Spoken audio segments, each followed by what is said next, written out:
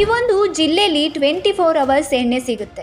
ಹೌದು, ಮುಂಭಾಗದ ಬಾಗಿಲು ಮುಚ್ಚಿದೆ, ಆದ್ರೆ ಹಿಂಭಾಗದಲ್ಲಿ ಏನು ನಡೆಯುತ್ತಿದೆ ಗೊತ್ತಾ?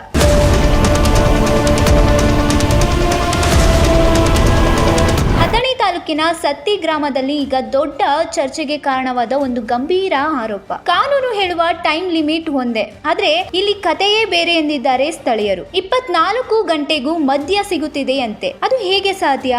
ಮುಂಭಾಗದಲ್ಲಿ ಸೈಲೆನ್ಸ್, ಹಿಂಭಾಗದಲ್ಲಿ full action. Anushree peg bar ಮೇಲೆ ನಿಯಮ ಉಲ್ಲಂಘನೆ ಆರೋಪಗಳು ಕೇಳಿ ಬರುತ್ತಿವೆ. ನಿಯಮಗಳನ್ನ ಲೆಕ್ಕಿಸದೆ ವ್ಯವಹಾರ ನಡೆಯುತ್ತಿದೆಯಾ ಎಂಬ ಪ್ರಶ್ನೆ ಎದ್ದಿದೆ. ಇನ್ನೊಂದು ಪ್ರಶ್ನೆ, ಇಷ್ಟೊಂದು ಓಪನ್ ಆಗಿ ನಡೆಯುತ್ತಿದ್ದರೂ ಅಧಿಕಾರಿಗಳ ಕಣ್ಣಿಗೆ ಇದು ಕಾಣ್ತಿಲ್ವಾ? ಅಬಕಾರಿ ಇಲಾಖೆ ಯಾಕೆ ಮೌನವಾಗಿದೆ ಎಂದು ಸ್ಥಳೀಯರು ಆಕ್ರೋಶ ವ್ಯಕ್ತಪಡಿಸಿದ್ದಾರೆ. ತಕ್ಷಣ ಕ್ರಮ ಕೈಗೊಳ್ಳಬೇಕು ಅಂತ ಒತ್ತಾಯ ಕೂಡ ಮಾಡಿದ್ದಾರೆ. ಸತ್ತಿ ಗ್ರಾಮದ ಹೊರವಲಯದಲ್ಲಿ ನಡೆದಿರುವ ಈ ಘಟನೆ ಈಗ ದೊಡ್ಡ ಚರ್ಚೆಗೆ ಗ್ರಾಸವಾಗಿದೆ. ಮುಂದೆ ಏನಾಗುತ್ತೆ?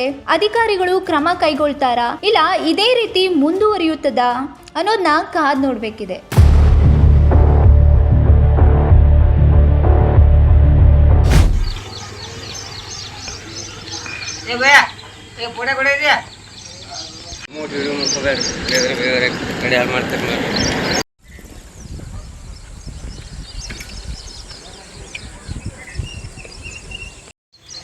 ಹೊಡಿ ಹೊಡಕ್ ನೀವ್ಯಾರ ನನಗೆ